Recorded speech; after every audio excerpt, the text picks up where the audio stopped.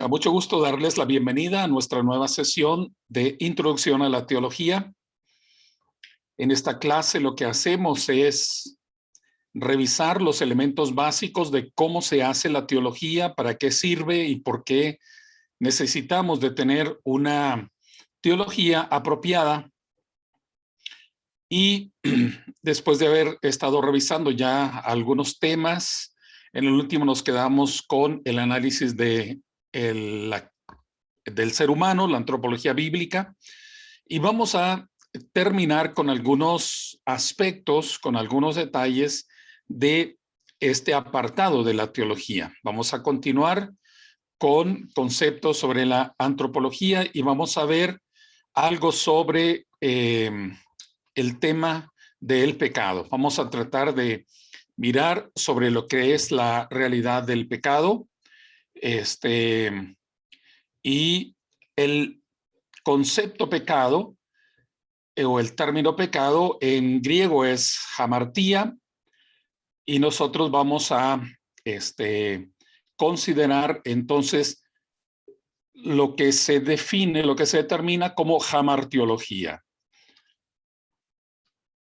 Deme un segundo que abrí un archivo distinto, un archivo diferente, no es el que correspondía. Un segundo.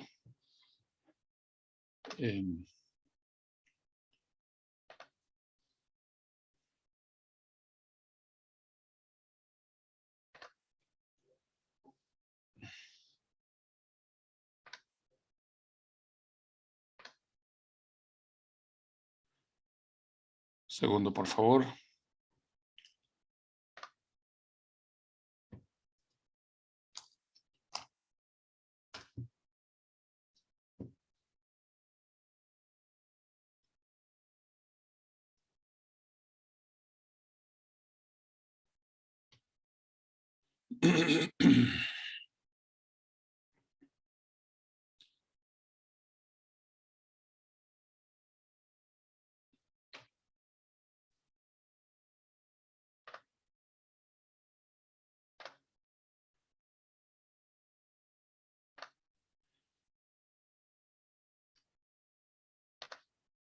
Bien.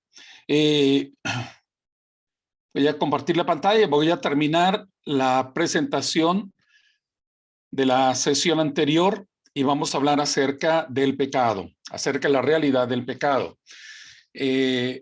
Consideramos que esto es fundamental, esto es esencial para poder ubicar bien nuestro pensamiento sobre la condición del ser humano. Y en cuanto a la naturaleza del pecado, debemos comprender los siguientes postulados, las siguientes explicaciones básicas.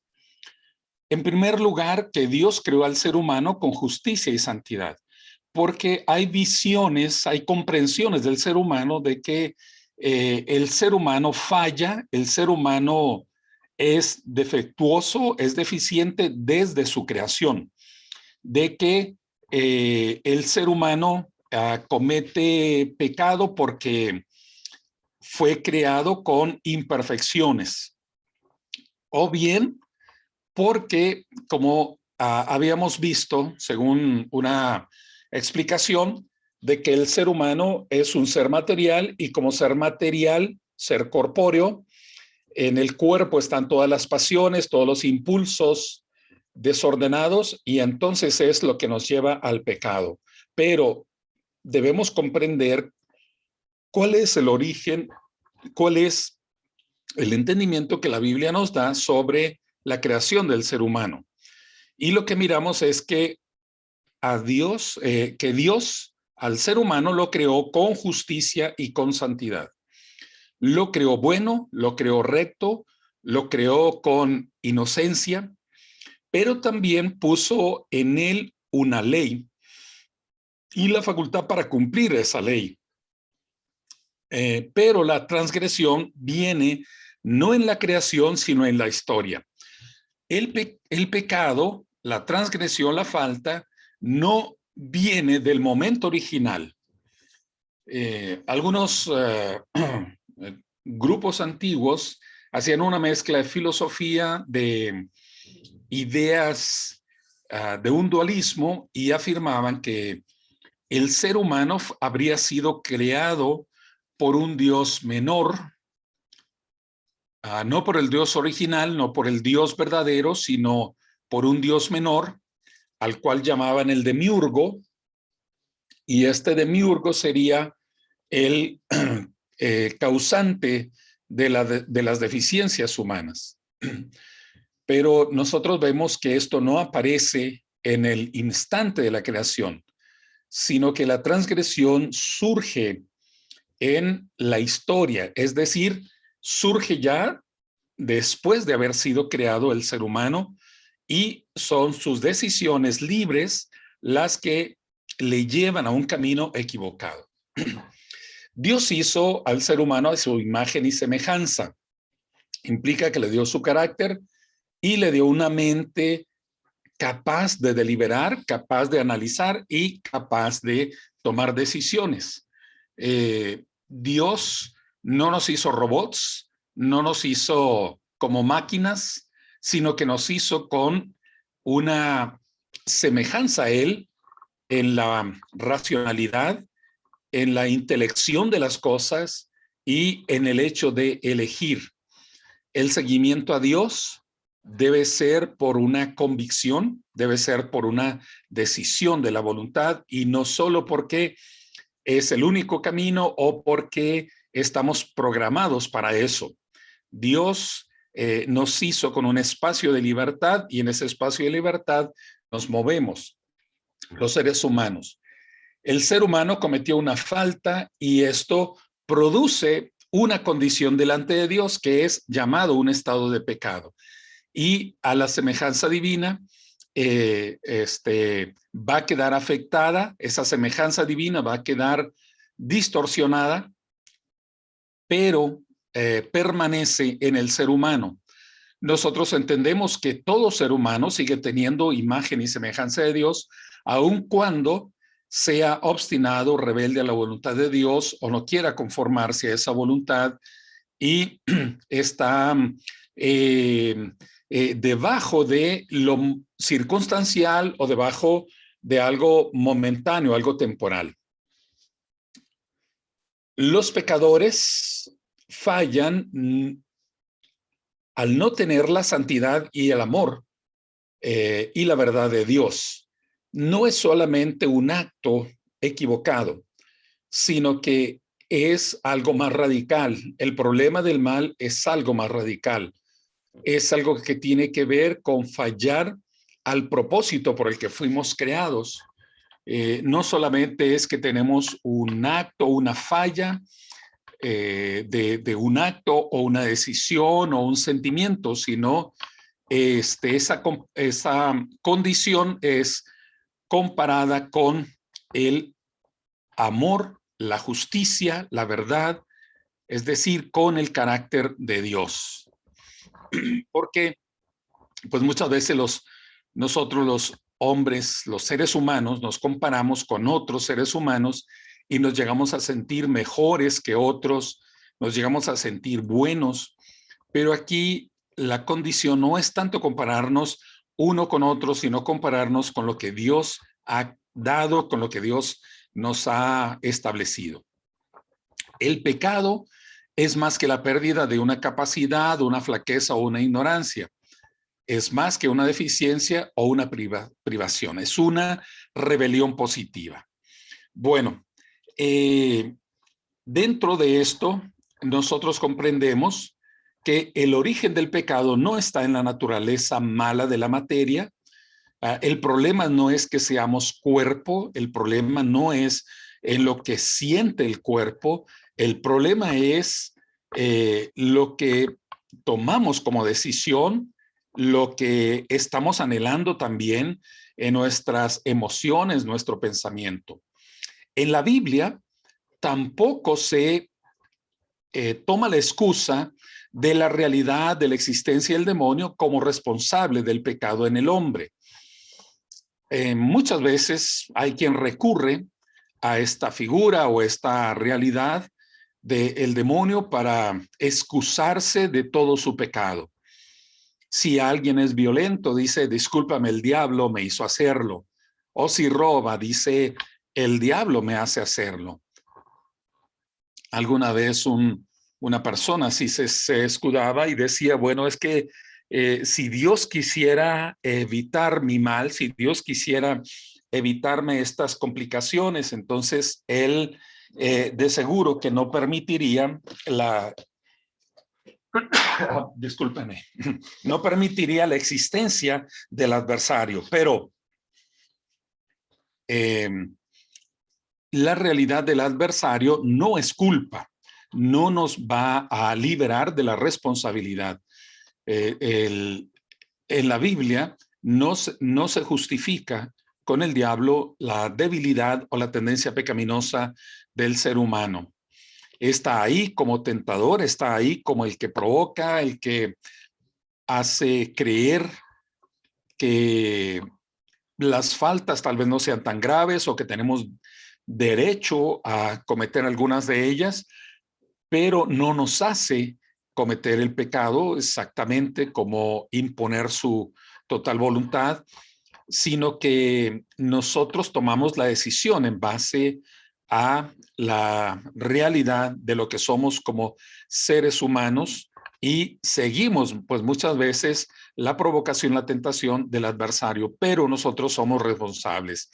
Pablo dice en la carta a los Romanos que el pecado entró por un hombre. No justifica y dice el pecado entró por el diablo, sino que dice el pecado entró por un hombre, por el ser humano primigenio, por Adán. La esperanza del pecador no descansa sobre ritos religiosos, actos sagrados o en obras de la ley para justificarse, para quitarse la culpa, para perfeccionarse. No puede lograrlo ni a través de estas prácticas o de obediencia o de algún otro recurso que el ser humano pueda imaginar. Lo que nosotros tenemos para superar nuestra condición de pecado es la fe en Cristo Jesús, es el seguimiento de Cristo Jesús, es la disposición de tener la sumisión a la voluntad de Dios. Bueno, dentro de esto, nosotros debemos de reconocer nuestra condición pecaminosa. No estar mirando el pecado en otros, no estar mirando el pecado más allá de nosotros mismos, sino mirarlo en realidad en nosotros mismos, que es el lugar grave, es el lugar para nosotros de decisión y es lo que nosotros podemos hacer para cambiar. En cuanto tengamos fe, en cuanto tengamos la disposición de obediencia a Dios. Nos afirmamos como pecadores, reconociendo que el pecado es un asesino silencioso y es una tremenda fuerza destructiva sobre la tierra.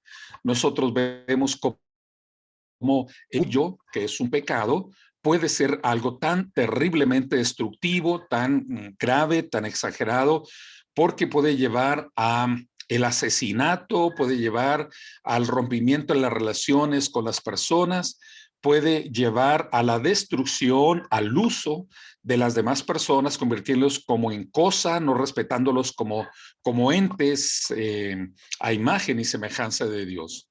Y nosotros vemos cada día la gravedad del pecado. Aunque es un poder que sobrepasa nuestras habilidades y buenos deseos, no tenemos excusa, aunque sea algo externo, aunque sea una realidad externa y que sea algo poderoso, no estamos excusados de la realidad del pecado que cometemos. Nos fue dada la posibilidad de elegir en las decisiones morales y espirituales y cada día estamos eligiendo. Por otro lado, la santidad de Dios ilumina la gravedad de la pecaminosidad. Decía que lo pecador o lo pecaminoso de cada uno de nosotros no se trata de mirarlo en relación con los demás, con otras personas, sino se trata de mirarlo en relación con Dios.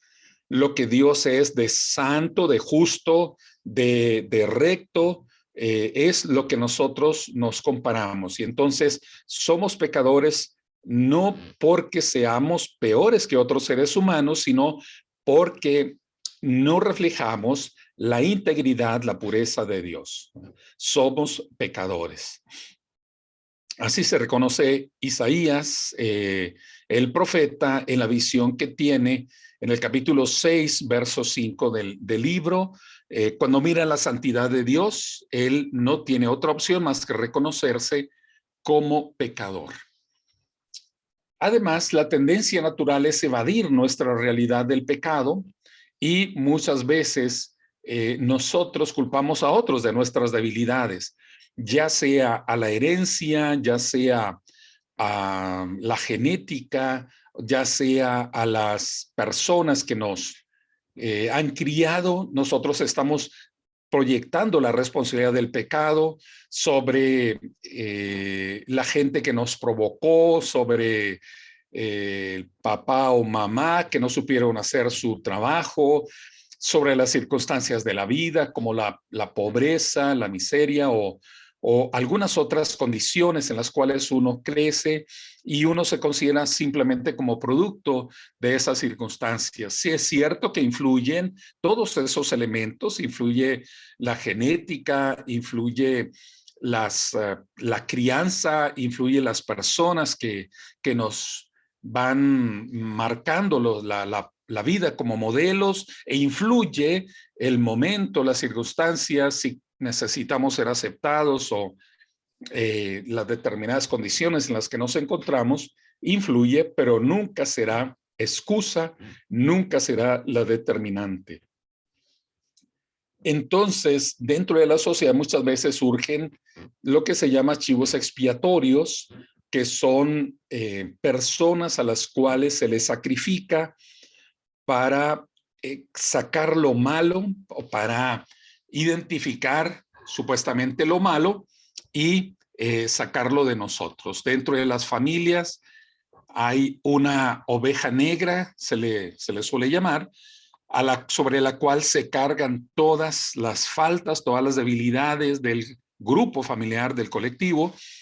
Y entonces tratamos nosotros de esconder la realidad del mal porque es una realidad que no podemos aceptar. El nazismo trató de culpar a los judíos por todo lo mal que estaba Alemania a mitad del siglo pasado. Y bueno, vemos lo que esto produjo en la Segunda Guerra Mundial y el exterminio de grandes poblaciones. Nos reconocemos entonces como pecadores. ¿Cuáles son los alcances del pecado? La Iglesia entiende que el pecado es una inclinación a la desobediencia. Tenemos una condición de inclinación al pecado que se transmite en la descendencia humana. Nosotros lo tenemos, los hijos que procreamos tienen esa misma tendencia porque es parte de esta condición humana, es parte de nuestra realidad. Y somos responsables cuando tenemos conciencia. ¿Por qué se bautiza de adultos? ¿Por qué bautizamos de adultos? Bueno, porque si bien tenemos la tendencia pecaminosa, no somos responsables mientras no tengamos esa conciencia, como lo es un niño o como lo es un débil mental. Es alguien que no tiene la conciencia, no tiene el entendimiento, no tiene la capacidad para reconocer claramente lo que es bien, lo que es mal y tomar también el ejercicio de la voluntad de no hacer lo malo y sí hacer el bien. Entonces es hasta que la persona tiene el nivel de conciencia que lo hace responsable y entonces puede tomar las decisiones. Y en nuestro entendimiento es el momento a partir del cual puede elegir bautizarse para quitarse esa tendencia o comenzar con un momento de purificación de su vida y dejar que Dios gobierne en su voluntad, en su pensamiento, para que vaya asemejándose más a Dios en un proceso de regeneración, en un proceso de santificación. El concepto de pecado original, que muchas veces escuchamos, significa para algunos que todo ser humano comparte la culpa por el pecado de Adán. Compartimos la tendencia, bueno, esa es la idea, ¿verdad?, de que tienen algunos sobre el pecado original. Tenemos la culpa de lo que hizo Adán, seguimos cargando con esa culpa. Pero más bien nuestro entendimiento es que tenemos la tendencia, tenemos la inclinación a lo pecaminoso. Los niños también reconocemos que tienen esa manifestación de lo pecaminoso, pero lo que decía es, no tienen la responsabilidad sobre ese pecado, no son imputables de la falta, son inocentes delante de Dios por esa incapacidad de conciencia. La doctrina de la corrupción total implica que toda nuestra bondad está corrompida por el pecado. Todo está afeado, todo está manchado por el pecado, todo está corrompido por la tendencia pecaminosa. No hay dimensión que esté libre de la mancha. En todos los ámbitos estamos afectados, en la razón, en la voluntad, en el sentimiento, en los actos. Nacemos en un mundo pecaminoso, somos pecadores y somos propensos a pecar. Esta es nuestra condición natural, esta es nuestra condición real. Tratamos muchas veces de vernos como inocentes, como puros, como limpios, pero esta es una percepción muy distorsionada y muy a nuestra conveniencia.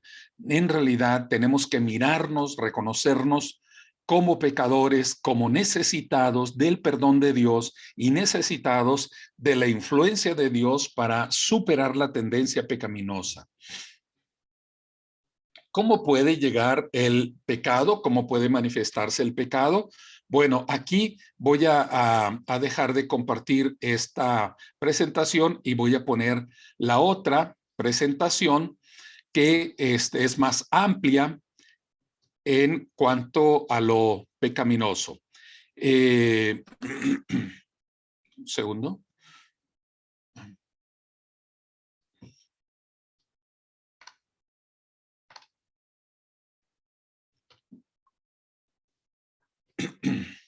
Porque vamos a ampliar sobre la realidad del pecado.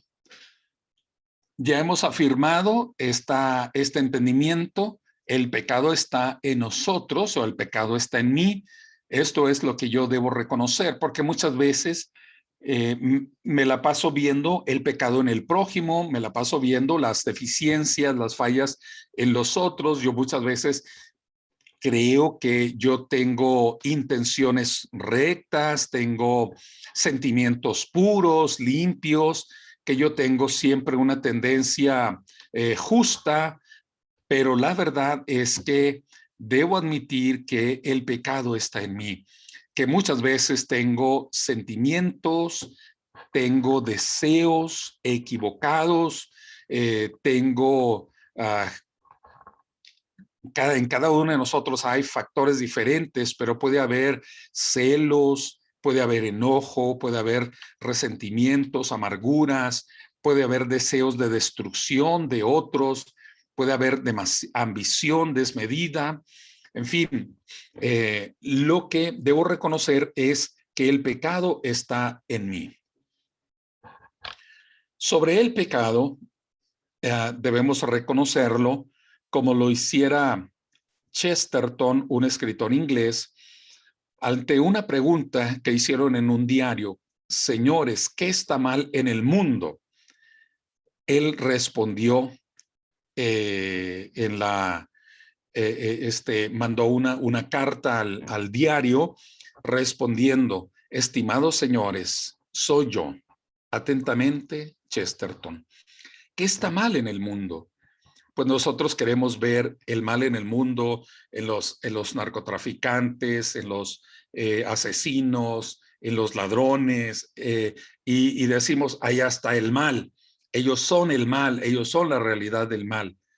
Pero la verdad es que sí, ellos son una manifestación del mal, de la debilidad que hay en el mundo. Pero más bien, lo que el ámbito en donde nosotros podemos tomar decisión es en nuestra propia persona y podemos reconocer que el mal está en nosotros.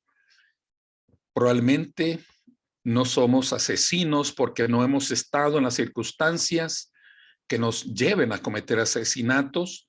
No hemos sido ladrones porque hemos tenido un poco de temor o porque no hemos estado en las condiciones que propicien que nos convirtamos en criminales. Hay aspectos que nos han favorecido para que seamos medianamente buenos o no tan malos. Pero el mal potencialmente está en nosotros. Podemos llegar a convertirnos en criminales, podemos llegar a convertirnos en las peores personas si abandonamos el temor a Dios y si dejamos que la vanidad, que la soberbia, que el orgullo, que el impulso de destrucción del otro se apodere de nosotros. La posibilidad, la potencialidad del mal está en nosotros. Pablo dice, queriendo hacer el bien, halló esta ley que el mal está en mí. El Creador hizo al ser humano a su imagen y semejanza, y esto implica que le dio de su carácter. Dios nos creó, como ya decía, en justicia y en santidad. Y lo que hallamos en el principio, antes de la caída, es la buena creación de Dios. Hay una bondad original que está puesta como marca en la creación. Efesios capítulo 2, verso 10 dice que fuimos creados para buenas obras. Hemos sido creados para el bien, pero el corazón del ser humano se alejó, se distorsionó. Adán y Eva comen del fruto prohibido y esta desobediencia será su caída. Si bien la semejanza divina no desaparece con la caída, esta quedará herida, afiada y distorsionada. Porque el pecado consiste en ser diferente del carácter de Dios, ¿no? El pecado nos hace diferentes a la condición moral de Dios y nos aleja de su voluntad. Veamos algunos de los términos claves que aparecen en el Antiguo y el Nuevo Testamento cuando se habla de pecado. En el Antiguo Testamento tenemos varias palabras como hatat. Hatat significa extraviarse o errar el blanco. Si hemos sido creados para ser solidarios, para ser sensibles en la necesidad del otro, pero yo no lo hago porque en realidad soy indiferente, soy apático, entonces yo estoy en condición de hatat. Estoy fallando el propósito para el que fui creado.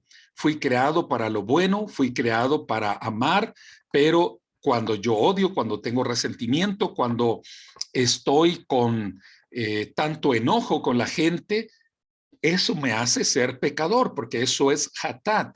Estoy extraviado del propósito para el cual fui creado. Y creo que hay muchas evidencias, hay muchas realidades en las cuales puedo ver que soy apático, que soy indiferente, que en realidad no practico la justicia para la cual fui creado por parte de Dios. Otro término clave es awon, que quiere decir perversión o distorsión. Y esto se refiere a una acción impía, una acción inicua, que se opone contra lo que es recto y se conforma con una regla, ¿verdad? Puede ser de que sea una práctica regular dentro del contexto donde yo me muevo, pero aunque sea algo aceptado, aunque sea algo que todos lo admiten, no significa que sea algo apropiado en el carácter moral de Dios, sino que es una perversión o distorsión. Por ejemplo, la poligamia. Sobre todo el hecho de que un varón pueda tener varias mujeres. En ciertas culturas es tolerado, es hasta bien visto, hasta es reconocido. pero eso no significa que sea válido a los ojos de Dios. Esto es una distorsión porque en el principio Él creó al ser humano para que estableciera una relación de pareja, un hombre y una mujer. Y hay una distorsión en la práctica, una distorsión porque no hay la fidelidad, porque no hay la pertenencia mutua, no hay la sumisión, no hay la entrega admisible, reconocida. Entonces hay aquí una perversión o una distorsión de lo que debería ser el origen de las cosas. Otro término hebreo es el término petzá. Y petzá significa como rebelarse, oponerse contra una ley o legislador. ¿Cuál es la tendencia que tenemos los seres humanos ante la normatividad?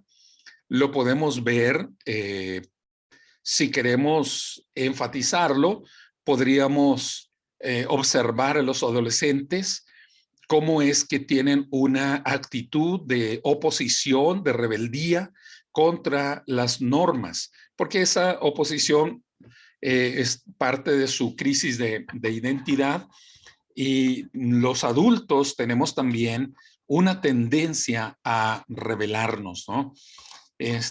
Por más que haya leyes, por más que se establezcan las reglas, el ser humano tiene una tendencia a superar eso, a quebrar esa ley. Si se mira el pecado o la falta del adulterio, ¿cómo es posible que en culturas en donde se castigue severamente el adulterio, aún así se sigue cometiendo? En algunas culturas se castiga con azotes en público, otras con un reproche social, en otros con el quitarle la dote, el quitarle a los hijos, en otro hasta con el asesinato, con el castigo de la muerte, pero aún así sigue existiendo esa tendencia, ese error. En algunas culturas, como los talibanes más extremos, la falta del robo se castiga cortándole las manos, pero aún así hay gente que tiene esa tendencia, tiene ese acercamiento, esa manera de apropiarse de los bienes del otro. El pecado está ahí, Petzá. Nosotros tenemos la ley de Cristo y nos revelamos en diferentes momentos, en diferentes actos a esa ley de Cristo. Otros términos son razá, y razá quiere decir un hábito arraigado o un estado fijo ya. Razá es algo en lo que ya está en nuestra mente, está en nuestras actitudes. Tenemos esa tendencia como ya como si fuese una disposición natural, pero en realidad es algo pecaminoso, distorsionado, que nosotros hemos ido adoptando. Lo tomamos como la violencia para algunas personas. Parece como muy natural, como el consumir drogas, que se vuelve como un hábito muy arraigado, o eh, estar tomando lo que no es nuestro, pues puede ser un hábito muy arraigado, ¿verdad? Se llame cleptomanía o como se llame, pero es como una tendencia constante, permanente, que ya está en el ser humano. Otro término es ra. El término ra en hebreo significa malo o inicuo. Hay corazones malvados, hay corazones impíos. Muchas veces uno puede ver incluso en los ojos, en el rostro, la malignidad que hay en una persona.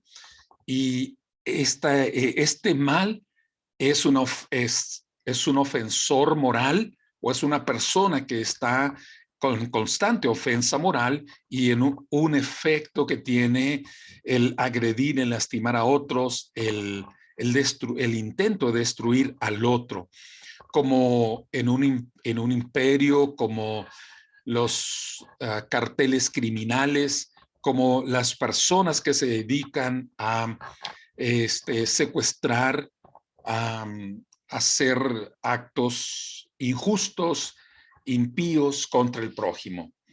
Y aparece también otro concepto pecaminoso que en griego, esta no es una palabra hebrea, pero es un concepto del Antiguo Testamento.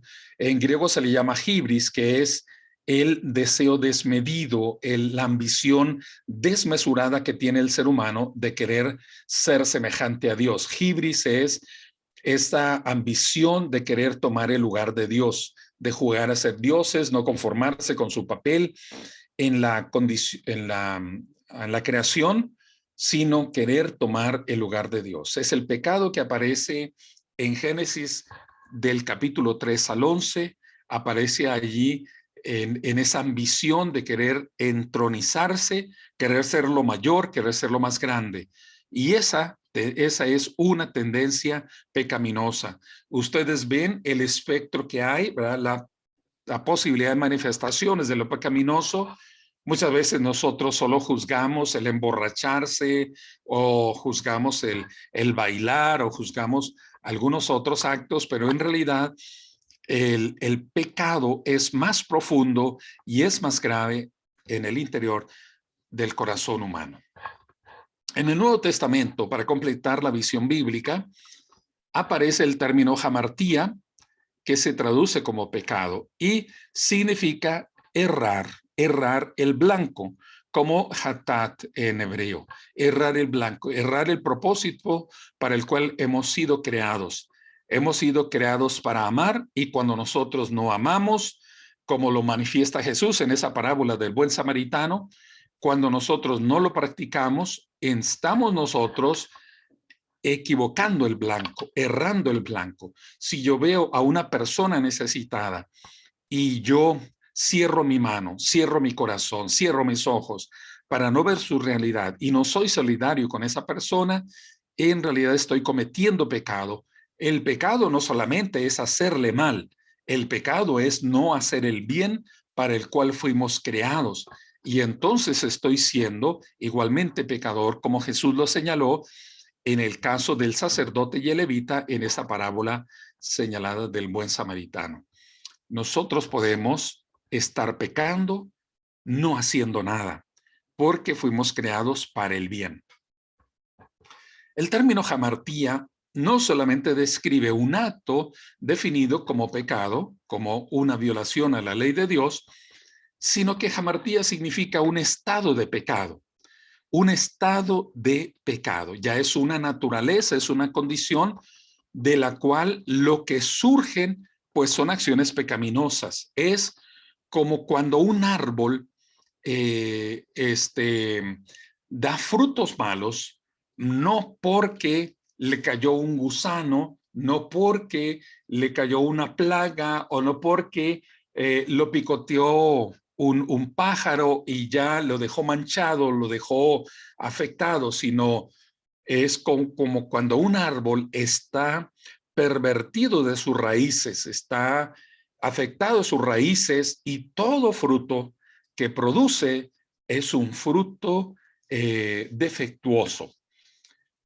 En casa en una casa que viví había un árbol de guayabas que cuando daba su fruto parecían muy bonitas las guayabas. No sé si lo conocen en Sudamérica, guayabas o guavas, creo que le dicen en algunos lugares. El fruto, cuando uno lo abría, tenía gusanos, porque el árbol se abrevaba de aguas sucias, de aguas que estaban infectadas.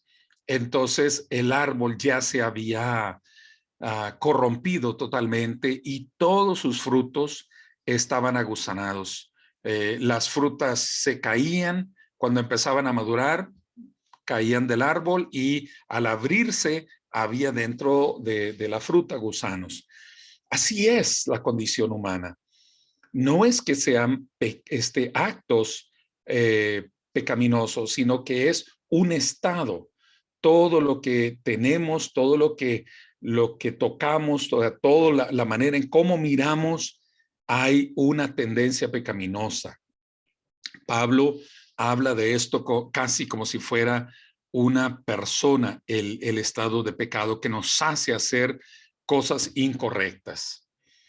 El término hamartía es universal. El pecado es universal. Pablo dice, todos hemos pecado. Puesto que todos han pecado, todos están destituidos de la gloria de Dios y todo el mundo es prisionero de pecado. Si afirmamos que no tenemos pecado, nos engañamos a nosotros mismos. La iglesia es una convocación de pecadores. Somos una comunidad de pecadores. Claro, lo debemos aprender. Pecadores arrepentidos y perdonados y en proceso de santificación. Pero en la iglesia no podemos decir que somos solo personas sin pecado. Seguimos teniendo tendencias, seguimos teniendo inclinación al pecado. El pecado no es como una enfermedad que algunas personas lo contraen y otros no. No es como la COVID, de que en algunos sí les hace efecto y en otros no. Lo pecaminoso es algo que todos tenemos. Es como el gusano de la muerte, ¿verdad? La mortalidad, todos lo tenemos. El pecado es el estado o condición universal del hombre, no es solo como una erupción esporádica, como algo que sale como una mancha en la piel o como un grano en la piel. Es algo que está en la condición humana. El término hamartía es un concepto bastante grave, bastante delicado, porque la Biblia lo explica como que es un poder que somete al hombre.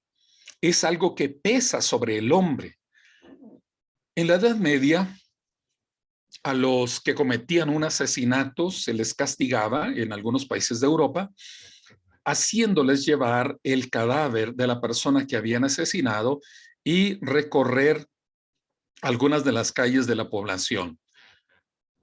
La hamartía es como una carga que pesa sobre la espalda del ser humano. Estamos bajo pecado, estamos en el dominio del pecado. Estamos en poder del pecado, controlados por el pecado. No es algo que uno hace ocasionalmente, sino que todo en el ser humano tiende a lo pecaminoso. Mis deseos pueden ser pecaminosos. Si no lo son, se pueden distorsionar en pecaminosos. Mis pensamientos pueden ser de pecado y si no lo son, se pueden distorsionar en algo pecaminoso. Aún lo bueno, los actos buenos, pueden tener malas intenciones. Yo puedo querer ser una persona, por ejemplo, hacer un ministerio pastoral.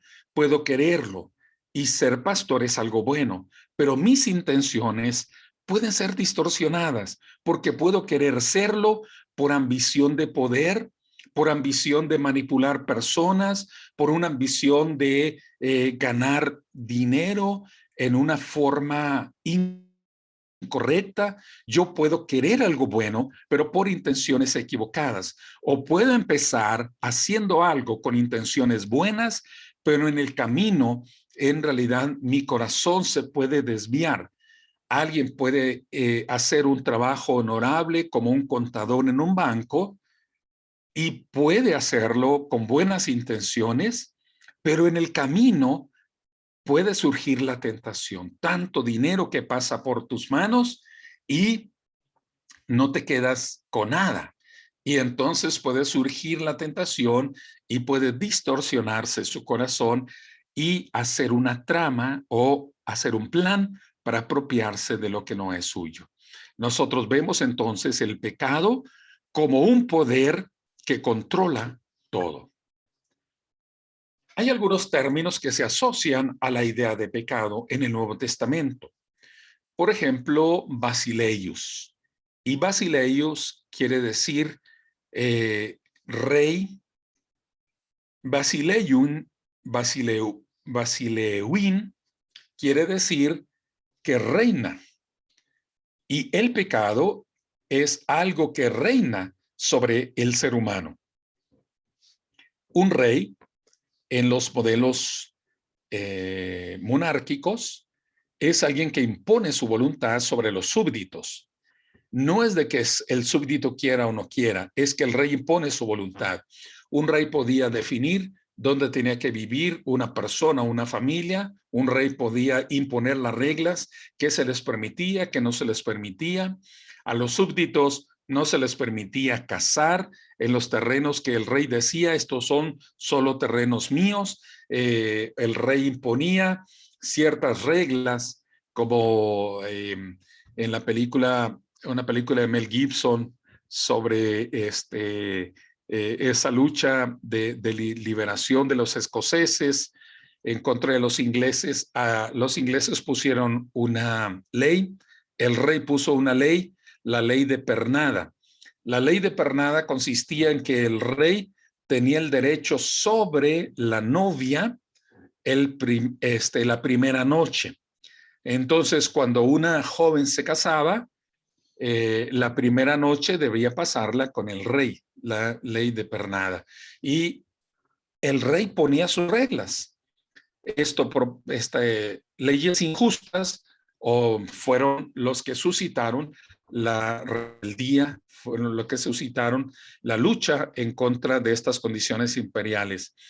Creo que se entiende lo que es el concepto del rey, que es un poder absoluto, un poder despótico que se enseñorea sobre los seres humanos. Y el pecado así es algo que se enseñorea sobre los impulsos, los deseos, los anhelos en las personas.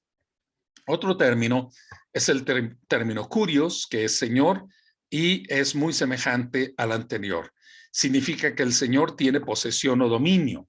El pecado nos tiene cautivos, dice Pablo en Romanos 6:4, 6:14. El pecado nos tiene controlados, nos tiene dominados. Otro término es Aichmalotisein, que quiere decir que somos como prisioneros de guerra. Quien los toma como prisioneros de guerra nos obliga, nos fuerza a hacer las cosas que se le antojan, como en la colonización. El pecado mora en el hombre. El pecado mora en el hombre es, el pecado ya se estableció, ¿verdad? Como los ocupas, los que van y se posesionan de una casa. Imagínense que alguien viene a tu casa con prepotencia, con fuerza de las armas, llega a casa y se apodera de la casa y nos pone sus reglas y nos obliga a hacer las cosas que nosotros no queremos, pero se convierte, se impone como un señor, se impone en una obligación y en una cosificación de las personas que son, que están ocupando o que son propietarios legítimos del lugar, pero la ocupación viene y domina y controla los tiempos, el uso de las cosas y lo que tienen que hacer las demás personas. Y esto es el poder del pecado. Es algo que viene y se posesiona de la voluntad, del carácter, de la fuerza, de la disposición moral humana. Es el pecado, la condición de pecado, como ser esclavos. Dulos o dulein es una condición de ser esclavos del pecado. Pablo habla entonces de que no es solamente un error que cometemos, es que el pecado tiene tal fuerza, tal dominio, que nos ha convertido en esclavos. Nos impone su voluntad, nos impone sus directrices, sus prioridades y nos tiene controlados. Por lo tanto, ¿cómo poder liberarnos? Si alguien es un esclavo, ¿cómo liberarse? No es solamente con un acto de la mente que diga, ya no soy esclavo. En mi mente, ya no soy esclavo. Si es que es el entendimiento de que es un poder Y es un poder enorme, es un poder grande, quien ha venido a regir sobre nosotros. ¿Cómo liberarnos de esto? Con una caminata a un lugar sagrado, con el hecho de que yo me diga, ya voy a ser libre. Pablo dice, no, en la realidad del pecado, por la realidad del pecado, no puedes quitártelo con una decisión, con un acto ritual o con el hecho de decir que ya eres obediente. Es bastante grave la condición del pecado. Algunos otros términos asociados, referidos al pecado. La blasfemia es algo pecaminoso, es un insulto a Dios, como quien quiere tomarle el lugar de Dios, quien quiere robarle su posición a Dios, y es alguien que desiste, o es alguien que se burla de lo que es Dios, o quiere por lo menos burlarse de lo que es Dios. Apate es engaño. El pecado siempre está asociado con el engaño, con la mentira, está asociado con lo falso. Nosotros entendemos lo que es el pecado porque nos engañamos. Una persona adúltera piensa, nadie me va a descubrir, o esto no va a dejar ningún efecto, esto no me va a hacer mal. El pecado es algo que está asociado con la falacia, con la mentira, es engaño. Cualquier persona que peca, que hace o toma algo prohibido, actúa así porque cree que será más feliz haciendo o tomando ese algo. El pecado lo engaña para que piense de ese modo. Epitumía. Epitumía quiere decir la concupiscencia, un deseo distorsionado y un deseo tan fuerte que es como algo que te empuja a hacerlo, a la búsqueda del placer más allá de los límites de la razón. ¿Por qué una persona adicta al alcohol o a la droga no lo puede dejar? O incluso ahora se hablan pues de nuevas adicciones, como la adicción al celular, la adicción a mirar televisión, la adicción a otras cosas de la cultura contemporánea. ¿Por qué no podemos dejar algo? ¿Por qué estamos siempre con el cosquilleo? Cuando se revisan las estadísticas de cuántas veces nosotros abrimos el celular, se estima en un promedio de 150 veces al día abrimos el celular para recibir una llamada, para enviar un mensaje, para ver quién nos ha puesto un like, quién ha puesto algo en las redes sociales, o para mirar noticias, o para mirar la hora, o para mirar aquello, 150 veces al día. Pero hay personas que son terriblemente esclavas del celular, están atrapadas en el celular, no pueden dejar de estar mirando su celular. ¿Qué tal que alguien me puso un mensaje? ¿Qué tal que alguien me puso un correo? ¿Qué tal que alguien publicó algo y yo no lo estoy viendo? ¿Qué tal que alguien me dijo que le gustó una foto que yo subí? Y las personas están gastando demasiado tiempo, están también rompiendo relaciones con su entorno, con las personas en la familia en la que viven, porque se quedan cautivas del medio de transmisión o están creando vidas irreales en las redes sociales. Y esto tiene que ver con esa epitumía, ese deseo desmedido de placer, de querer tener algo que disfrutan. Incluso gente que duerme mal, ¿verdad? Por pasársela demasiado tiempo conectado a través de su teléfono o a través de su tablet o la computadora en las diferentes plataformas de entretenimiento. Esto es epitumía. Anomia. Anomia quiere decir sin ley. Quiere decir sin ley, es la persona que no respeta la ley, la persona que no valora la ley, la persona que no se sujeta a la normatividad. y es la persona que vive en su impulso, vive en su deseo. No le interesa ser obediente a Dios, sino tiene su propio impulso como el centro de la vida y es realmente una actitud caprichosa, una actitud de arrogancia porque se ha erigido como rey en su propia vida. Anomia es la persona que no tiene ley.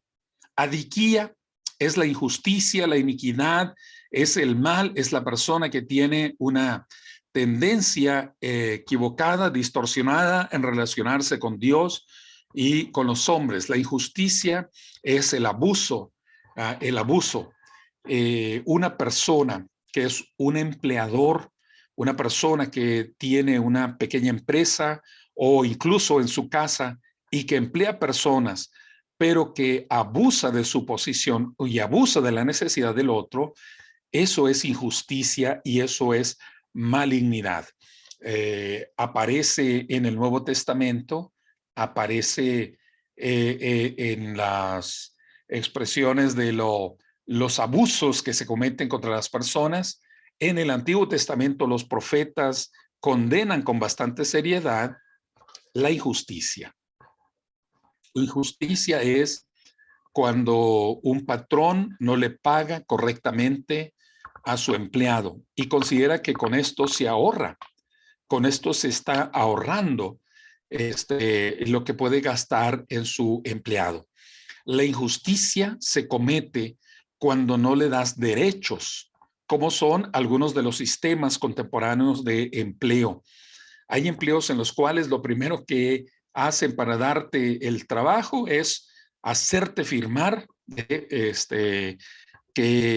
tu renuncia y esto lleva a no crear derechos del trabajador. Bueno, hay tantas situaciones en donde hay injusticia en los tratos, en los negocios, en los abusos, en la apropiación de lo que no, es de las personas más débiles, en la humillación de las personas más frágiles y vulnerables.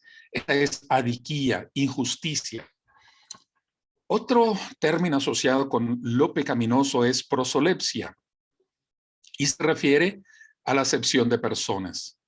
La segregación racial tiene que ver con acepción de personas o la marginación por causa de género, esto es acepción de personas, o lo que se llama probofobia,